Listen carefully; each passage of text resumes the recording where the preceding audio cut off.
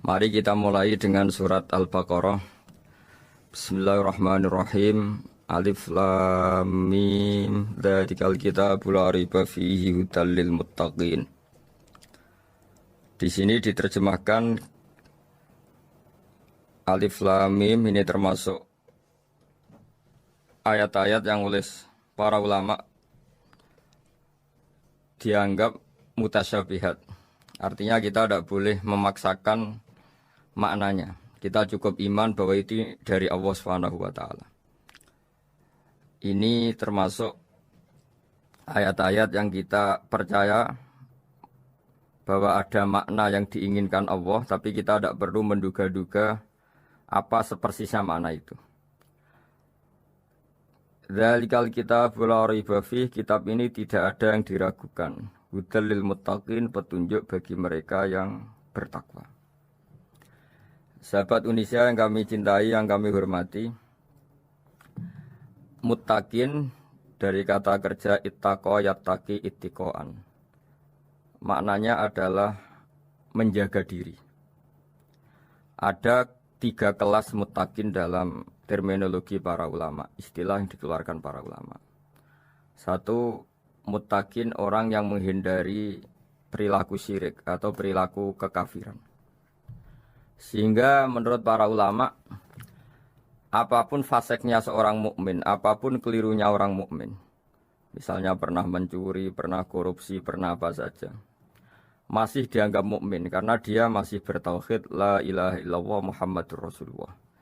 Ini muttaqin yang paling kelas pokok, kelas bawah. Kemudian ada muttaqin kelas kedua, yaitu mereka yang menghindari dosa besar tapi tidak bisa menghindari dosa kecil. Misalnya bisa menghindari dosa zina, tapi dia bisa menghindari dosa melihat perempuan yang bukan mahramnya, yang bukan halal bagi dia. Ketiga muttaqin paling ideal, yaitu menghindari dosa besar, juga menghindari dosa kecil, bahkan menghindari sesuatu yang tidak penting. Ini yang dalam terminologi ulama disebut para wali atau para ulama, yaitu yang dalam ayat ala inna awliya Allahi la khaufun alaihim wa lahum yahzanun. Ini penting kami jelaskan kelas-kelas muttaqin supaya bahwa mukmin tidak pernah keluar dari status iman meskipun dia pernah melakukan satu kesalahan besar. Karena yang dikatakan mukmin adalah siapapun yang meyakini kebenaran risalah Muhammad, risalah yang dibawa Muhammad, berarti dia mukmin. Soal dia melakukan dosa atau apa saja itu menjadikan dia fasik, tapi tidak keluar dari status mukmin. Ini yang dimaksud dalam sebuah hadis, man qala la ilaha illallah dakhalal jannah. Siapapun yang pernah melafadzkan la ilaha illallah iman, maka dia pasti nanti masuk surga. Kemudian ada beberapa pertanyaan dari para sahabat. Dengan masa lalu orang itu yang macam-macam, Nabi tetap menjawab meskipun dengan masa lalu yang macam-macam. Sebab itu perlu dikaji serius. Sebagaimana ada yang ditafsir Sawi bahwa muttaqin itu dari kata kerja ittaqa yattaqi ittiqaan atau ittaqa yattaqi taqwan. Ini maknanya orang yang menjaga diri. Tentu menjaga diri ini ada yang kelas premium, kelas sempurna. Jadi sesuatu apa saja yang bahaya kita jaga, termasuk dosa kecil, melakukan hal yang tidak penting. Ada orang mukmin yang hanya bisa menjaga dari dosa kekafiran, dosa kemusyrikan. Ini pun dengan segala kesalahannya masih ada kemungkinan dimaafkan Allah. Karena Allah pernah berfirman, innallaha la yaghfiru ayyushraka bihi wa yaghfiru ma duna dzalika liman yasha. Allah tidak akan memaafkan dosa syirik, tapi Allah masih bisa memaafkan atau masih berkenan memaafkan dosa di luar syirik. Kemudian yang perlu dimengerti oleh sahabat Indonesia adalah makna la raiba fihi. Ini yang perlu kami ungkap, bahwa Al-Quran ini tidak ada keraguan padanya. Tidak ada keraguan ini yang mudah kita teliti karena kita orang Indonesia, mungkin rasa-rasa sastra Arab enggak kental. Mari kita teliti dari segi makna, karena makna ini rasa dan rasa itu universal. Begini misalnya, Dulu orang-orang kafir Mekah karena mereka penyembah berhala, penyembah Tuhan-Tuhan yang banyak. Itu memprotes. Mereka memanggil tentu masih Muhammad, belum ya Rasulullah. Muhammad, kamu mengajak ke Tuhan berapa? Rasulullah menjawab, ke Tuhan yang satu. Lalu mereka bertanya, Muhammad, urusan kita ini banyak, problem kita banyak. Tuhan banyak saja tidak bisa menyelesaikan, apalagi satu Tuhan.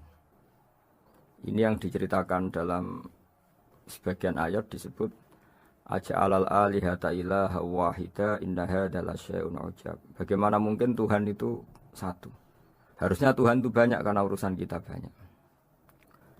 Lalu Rasulullah dengan bimbingan Tuhan, bimbingan Allah mendatangi mereka, kemudian Nabi menjelaskan Tuhan itu adalah ketua kalian, Tuhan itu adalah pimpinan kalian.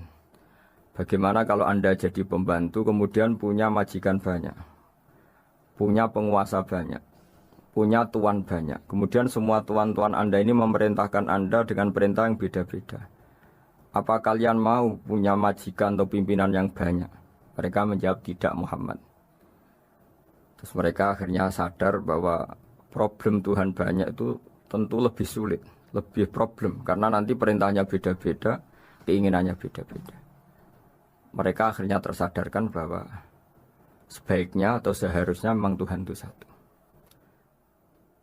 Jadi Rasulullah Shallallahu Alaihi Wasallam menjelaskan logika bertauhid itu dengan sekian variasi, dengan sekian logika.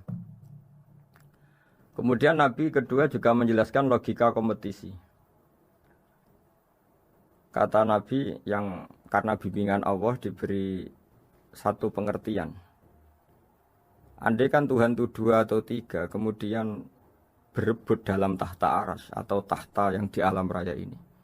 Sebagaimana lazimnya para penguasa. Maka pasti ada yang menang, ada yang kalah. Dan yang kalah tentu gak layak sebagai Tuhan. Ini yang disebut wala ala ba'duhum ala ba'd. Tentu kalau Tuhan itu banyak, mereka akan berkompetisi, akan bertarung. Dan pasti pemenangnya ya satu, karena memang layak jadi Tuhan tetap satu. Sadarlah bahwa orang-orang kafir Quraisy, orang-orang kafir saat itu sadar pentingnya bertauhid. Ketiga, Nabi juga menjelaskan tauhid secara ilmu logika. Begini para pendengar. Kalau dalam teori ilmu tauhid yang agak jelimet dijelaskan begini. Jika ada 2 Tuhan, maka alam raya ini enggak menjadi alam. Logikanya adalah 2 Tuhan ini bisa kamu katakan sama-sama kuat. Ketika sama-sama kuat kemudian ingin menciptakan langit. Yang satu ingin menciptakan bumi. Yang satu menolak menciptakan bumi misalnya. Atau yang satu ingin menciptakan langit. Yang satu menolak ingin menciptakan langit. Kemudian ternyata bumi ini terbukti wujud. Logika awam adalah yang berhasil menciptakan bumi berarti Tuhan. Yang gagal atau kudrohnya gagal, kemampuannya gagal tidak bisa menciptakan bumi, gagal menjadi Tuhan. Ini logika awam. Logika ini pun kita terima. Tapi kalau menurut logika ahli tauhid, ahli pakar-pakar logika, cara berpandangan begini. Ketika Anda mengatakan ada 2 Tuhan yang sama-sama kuat, kemudian terbukti yang satu mampu menciptakan bumi, yang satu tidak. Bahasa Anda mengatakan sama-sama kuat ini sudah batal dari awalnya, karena terbukti bahasa Anda salah, sama-sama kuat ternyata yang satu tidak mampu. Sehingga dalam pikiran orang-orang ahli tauhid mengatakan membayangkan Tuhan saja itu enggak kebayang, karena turunan kata ini pasti selalu salah. Karena tadi misalnya dikatakan andai kan ada 2 Tuhan, kemudian yang satu mampu menciptakan bumi, yang satu tidak. Padahal Anda tadi bilang sama-sama kuat, ternyata terbukti yang satu tidak kuat. Berarti kata Anda sama-sama kuat ini salah. Ini pula yang diajarkan Rasulullah lewat bimbingan Allah, lewat wahyunya yang disebut Kullau kana fihi ma alihatun illallahu la fasadata. Karena kalau ada 2 Tuhan, pasti kamu sifati sama-sama kuat. Ternyata sifat sama-sama kuat ini batal demi hukum, karena ternyata yang satu tidak mampu menciptakan bumi. Atau kamu sifati 2 Tuhan ini sama-sama lemah. Itu tidak mungkin lagi, karena ternyata bumi ini terbukti wujud. Pasti penciptanya ini tidak yang sangat kuasa. Jadi logika-logika tauhid sedemikian dibangun oleh Rasulullah lewat bimbingan Allah Subhanahu wa taala. Logika keempat supaya kita iman dan tambah kuat imannya adalah logika yang mudah dicerna oleh kebanyakan orang atau yang bisa diindra. Begini misalnya dalam sebuah ayat di surat Al-Kahfi, kemudian di awal surat Al-Ahqaf, kemudian di sebagian surat At-Tur, ada penjelasan begini. Ketika Rasulullah mengajak manusia menyembah Allah, kemudian orang-orang kafir tanya, lalu Tuhan kamu siapa Muhammad? Tuhan saya adalah Allah menciptakan langit bumi. Terus mereka berandai-andai, ada Lata, ada Uzza, ada Manat, ada Hubal. Itu Tuhan-Tuhan kami. Terus Rasulullah bertanya, apakah Tuhan-Tuhan yang kamu sembah itu memberi kontribusi saat langit dan bumi diciptakan? Mereka menjawab, tidak Muhammad, itu Tuhan-Tuhan yang kami bikin. Begitu juga asumsi tentang Tuhan-Tuhan yang lain. Apakah Isa ikut menciptakan bumi atau menciptakan langit? Tentu jawabannya tidak.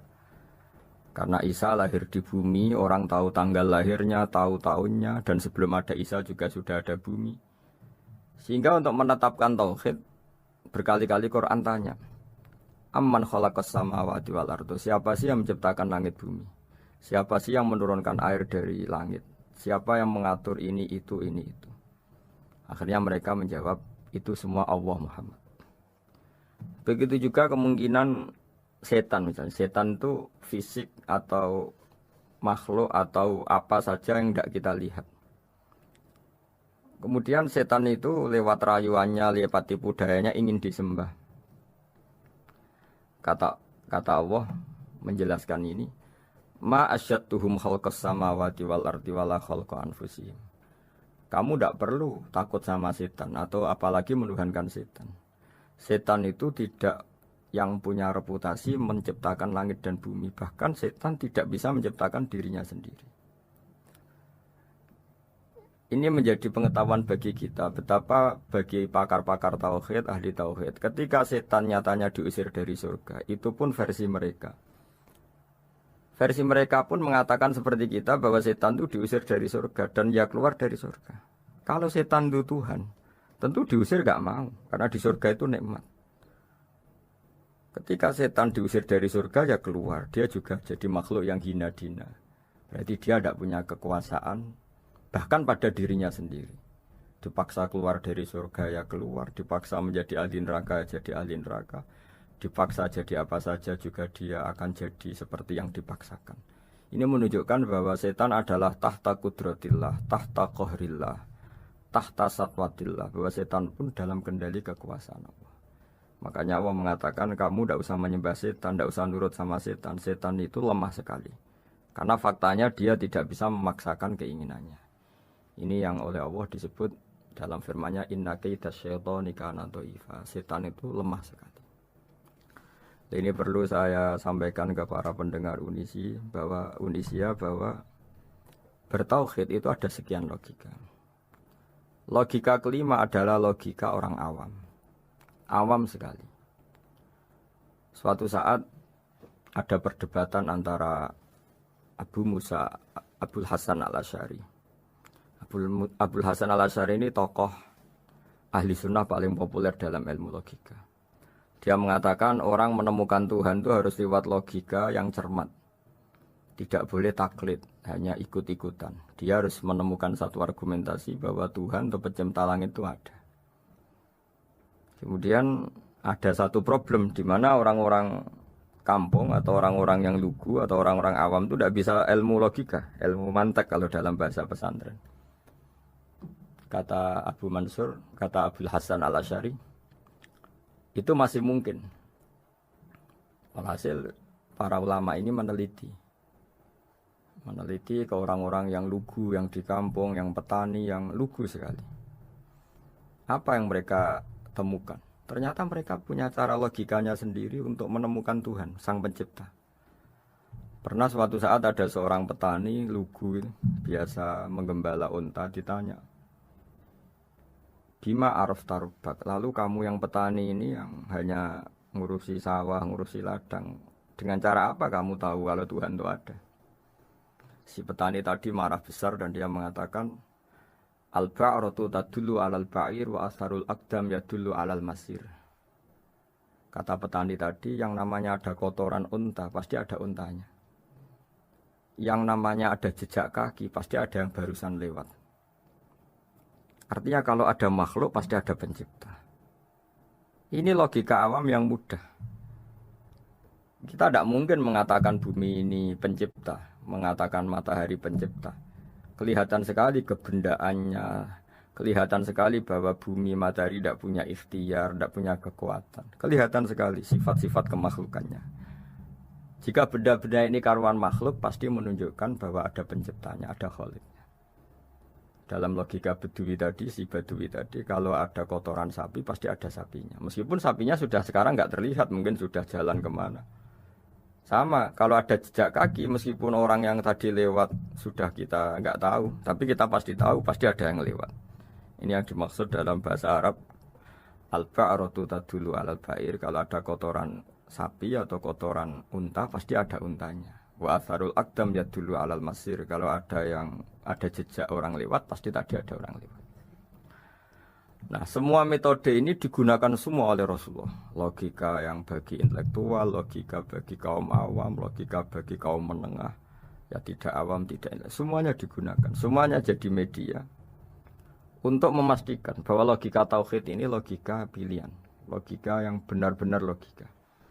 Sehingga dalam banyak ayat disebut agama ini liqaumi yaqilun, liqaumi yatafakkarun, bagi kaum yang bisa berpikir, bagi kaum yang punya akal. Lalu kemudian kami teruskan alladzina yu'minuna bil ghaibi. Ini kata ghaibi bukan kayak dalam bahasa Indonesia misalnya setan atau hantu disebut barang gaib. Kata ghaibi dalam bahasa Arab adalah perbandingan atau lawan kata dari al-musyahad yang bisa disaksikan langsung lewat indera. Kita orang mukmin iman bahwa surga ada, padahal kita tidak pernah melihat surga. Kita mukmin iman bahwa neraka ada, padahal kita belum pernah melihat neraka.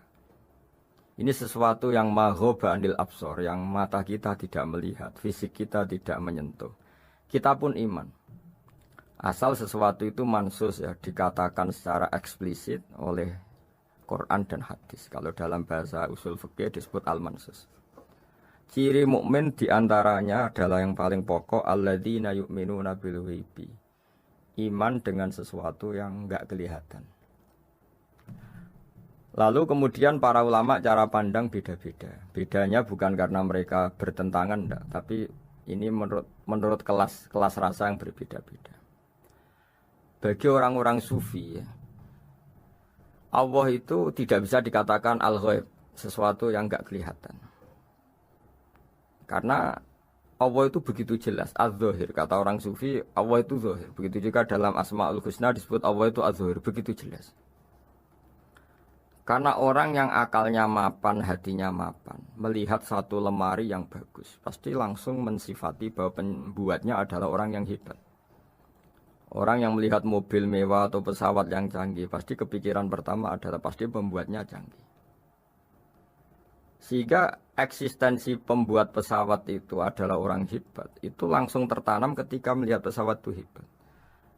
Bagaimana mungkin seseorang ragu akan kehebatan pembuat pesawat ketika melihat detail-detail pesawat? Pasti langsung kepikiran kalau pembuatnya itu hebat.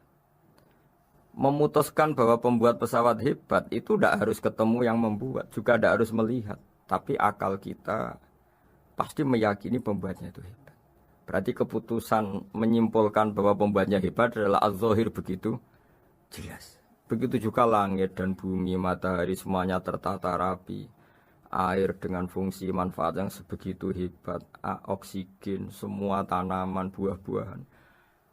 Meskipun kita tidak pernah melihat Tuhan, tapi akal kita, nurani kita, pasti berkeyakinan dan tahu betul, pasti pembuatnya itu zat yang super hebat, super bijaksana.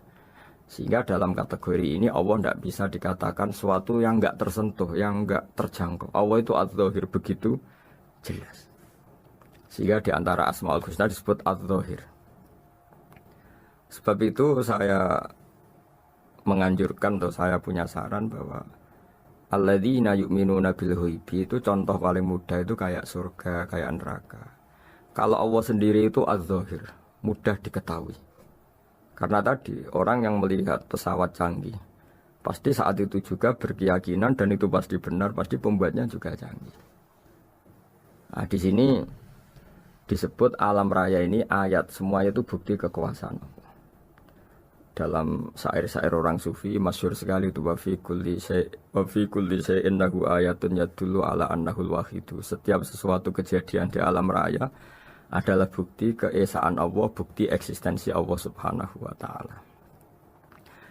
Sehingga dalam satu kisah normalnya orang itu paling tahu itu dengan dirinya sendiri. Karena dia adalah dia. Tapi kalau Imam Sibawai seorang pakar nahwu mengatakan a'raful ma'arif Allah. Di alam raya ini yang paling mudah dikenali itu ya Allah, pencipta. Karena andai kan kita sendirian di hutan, kemudian kita mulai punya akal, kita mungkin tidak tahu diri kita ini siapa. Tapi setidaknya kita langsung menyimpulkan bahwa kita tidak bisa menciptakan diri kita sendiri. Ketika kita berkesimpulan tidak bisa menciptakan diri kita sendiri, pasti kita terus berkesimpulan ada di luar kita yang menciptakan kita. Nah, sebab itu kenapa sifat mencipta ini yang pertama kali dikenalkan oleh Allah kepada nabinya untuk dikenalkan kepada umatnya. Yaitu disebut Iqra bismi rabbikal ladzi khalaq. Muhammad, bacalah dengan nama Tuhanmu. Sifat Tuhan yang paling mudah dikenali oleh siapapun adalah sifat pencipta. Karena ketika seseorang yakin dia lahir sudah ada bumi, dia lahir sudah ada langit, dia pasti akan tahu bahwa dia ada penciptanya. Sehingga paling mudah mensifati Allah atau mensifati Tuhan adalah bismi rabbikal ladzi khalaq. Terus kemudian di antara ciri orang baik adalah wa yuqimunas shalat. Kemudian beriman kepada yang gaib, menegakkan salat. Kata menegakkan adalah dari kata menjaga aturan-aturan atau sesuai aturan-aturan salat. Kita tahu dalam salat ini ada beberapa syarat yang harus dipenuhi. Misalnya harus wudhu, harus suci di tempat yang suci. Terus ada syarat-syarat dalam internal salat, dia harus baca Fatihah, harus tumak ninah, macam-macam. Itu eksistensi definisi salat. Kemudian kata berdiri juga diartikan para ulama, eksistensi salat harus diketahui secara publik, secara sosial. Karena sesuatu itu punya eksistensi kalau jadi konsensus atau diakui oleh publik. Di sini agama mewajibkan sholat jamaah. Kata banyak ulama, jamaah itu fardu kifayah. Bahkan ada yang mengatakan fardu ain. Harus dijalankan orang banyak secara massal dan harus di tempat yang terbuka. Sehingga kata para ahli fikih, andaikan ada orang jamaah di dalam rumah tidak diketahui oleh banyak orang, belum mencukupi atau belum menggugurkan kewajiban jamaah. Sehingga eksistensi sholat harus diketahui secara publik. Sehingga dulu Rasulullah itu kalau sholat ya di masjid dan masjidnya terbuka. Sampai sekarang kita pun menyaksikan semua umat Islam kalau sholat di masjid yang terbuka. Sehingga dunia non-muslim pun tahu bahwa dalam Islam ada ritual, ya, ada ibadah yang bernama sholat. Hikmah kedua dengan cara terbuka seperti ini, sholat itu menjadi gak pernah rubah mulai zaman Nabi sampai kiamat. Dengan tradisi jamaah berarti kaifiyah atau cara sholat ini permanen. Bapak kita sholat ya seperti itu, imam seperti itu, anak cucu kita akan meniru kita ya seperti itu. Sehingga nggak ada varian-varian yang hanya berdasar subjektivitas musolli yang sholat. Taruh saja kita misalnya jadi seorang sufi yang baru takut sama Allah atau baru usul kalau dalam bahasa sufi. Kemudian kita sholat sendiri di rumah, mungkin dengan gaya menangis, terseduh-seduh, macam-macam. Ini tentu tidak baik sebagai standar sholat. Begitu juga ada anak atau pedagang yang kesusu atau tergesa-gesa, kemudian sholat hanya sekian, 2 menit, 1 menit. Ini juga nggak baik. Meskipun itu boleh dilakukan individu-individu. Tapi kalau dalam sholat jamaah, orang harus manut imam. Dan ada standarnya, misalnya tumak nina itu biqadri subhanallah, jadi ada ukurannya. Ini penting saya utarakan bahwa hikmah jamaah itu bukan sekedar dapat pahala 27 kalau sendiri, dapat pahala 1 itu enggak. Tapi ini menjaga eksistensi sholat supaya ya seperti ini terus sampai kiamat. Sehingga orang Indonesia atau orang Afrika, orang mana saja, itu ketika haji atau ketika saling berkunjung di negara lain, itu nggak akan kaget dengan cara-cara sholatnya, karena seluruh dunia kefiahnya caranya sama. Ini semua barokah dari jamaah. Maka Rasulullah itu nggak banyak ngendikan tentang caranya sholat, beliau hanya ngendikan shollu kamaru aitumuni usolli. Sudahlah kamu pokoknya makmum saya. Nanti caranya kamu sholat sama seperti saya seperti ini. Sehingga kata menegakkan sholat adalah bisa kita tegakkan kalau kita aparat negara ya bikin-bikin aturan supaya eksistensi sholat nggak terganggu. Kalau kita seorang kultural juga mensuasanakan sholat dan supaya kefiahnya atau caranya sholat ini benar kita tradisikan jamaah. Sehingga anak kecil ngikuti yang besar, yang bodoh ngikuti yang pinter dengan satu cara. Itu barokahnya jamaah. Sehingga wayukimuna sholat itu sholat kita dirikan baik secara personal dengan cara-cara tumak nina kita suci di tempat yang suci maupun kita tegakkan, kita maklumatkan, kita jadikan konsensus bahwa sholat ya seperti ini sehingga ada khayal-khayal lagi dalam Islam. Misalnya nyuwun sewu ada aliran yang mengatakan ya kalau Tuhan itu kan enggak bebas arah, bebas tempat. Terus dulu pernah ada orang sesat sholat sampai 4 rakaat 4 arah, alasannya Tuhan itu tanpa arah. Nggak akan terjadi seperti itu. Karena ijma'nya umat Islam, konsensus umat Islam akan menolak faham yang seperti itu. Jadi saya mohon sekali ini pentingnya jamaah. Dengan jamaah maka caranya sholat, cara meyakini madhab kiblat dan sebagainya terjaga ila yaumil kiamah sampai hari kiamat. Terus sifatnya orang mukmin lagi wa mimma razaqnahum yunfikun dan menafkahkan sebagian rezeki yang kami berikan. Ya ini termasuk zakat, sedekah. Jadi ada sebuah riwayat mengatakan inna fil mali haqqon. Harta itu ada haknya yaitu zakat. Tapi ada juga saran inna fil mali haqqon siwa zakat. Di luar keharusan zakat juga ada hak-hak kita untuk memberikan sebagian rezeki kita. Taruh saja misalnya saya punya uang 10 juta. Secara nisab zakat belum sampai 1 nisab. Karena 1 nisab itu sama dengan nilai 84 gram emas. Itu kalau diuangkan, kalau 500 ribu ya sekitar 42 juta. Tapi kita sebelum punya 1 nisab pun tetap ada keharusan mengeluarkan sebagian. Yaitu tentu dalam fikih kita wajib mengeluarkan uang untuk anak kita, untuk istri kita. Itu yang wajib-wajib. Kemudian ada sosial, kita nyumbang masjid, nyumbang yatim piatu macam-macam. Sehingga kata para ulama ciri utama mukmin diantaranya adalah melakukan zakat, baik zakat yang fardu maupun zakat yang sunat. Karena kata zakat itu dimaknai fardu sebetulnya definisi para ahli fikih untuk membedakan zakat yang wajib dengan sedekah. Tapi sebetulnya zaman dulu enggak ada seperti itu. Zakat itu maknanya bersihkan harta. Sedekah dari kata sedekah bukti benarnya iman. Jadi sedekah dari kata dari kosakata sedekah yasduqu sidqan, sesuatu yang membuktikan kita loyal itu disebut sedekah. Kita nikah, mas kawin di bahasa Arab kan sedekah dari kata sedekah juga. Kita bukti iman, loyal, kita sedekah. Bukti bahwa kita teman akrab disebut sidik atau sodik. Kalau dalam bahasa Arab teman namanya juga sodik karena cara bertemanan secara benar, secara loyal.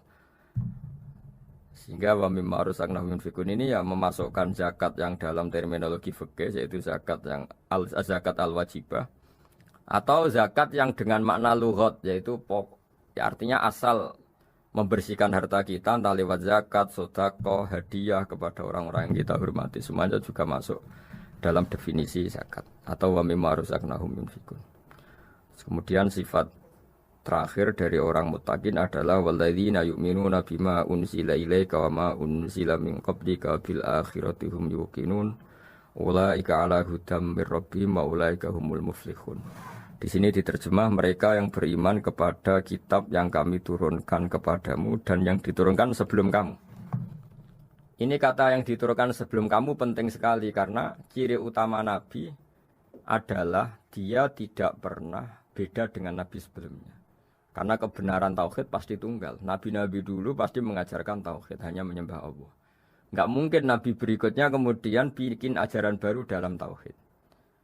Sehingga andaikan semua kitab Injil Taurat itu masih versi yang orisinil, pasti nggak ada yang beda dengan Quran. Karena ciri utama kebenaran adalah iman dengan Quran dan iman kepada kitab yang diturunkan sebelum Al-Quran. Wabil akhirati hum yuqinun, mereka juga yakin akan datangnya hari akhir. Yaitu bisa disebut yaumul ba'ats.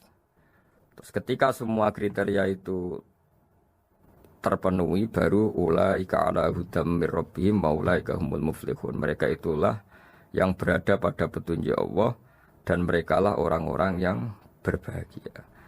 Para pendengar sahabat Indonesia, semoga kajian ini bermanfaat. Dan ini mulai ayat 1 sampai 5 dalam surat Al-Baqarah, yaitu surat yang dalam tartibnya mushaf nomor 2 setelah Fatihah. Jadi kalau dalam ulumul Quran disebut ada surat yang berdasar nuzulul Quran, yaitu surat Iqra, kemudian Muddatsir. Ada urutan surat yang berdasar tartibul mushaf, yaitu yang kita punyai sekarang, yaitu Fatihah, terus Baqarah dan seterusnya. Dan urutan-urutan ini pun sesuai petunjuk Rasulullah SAW.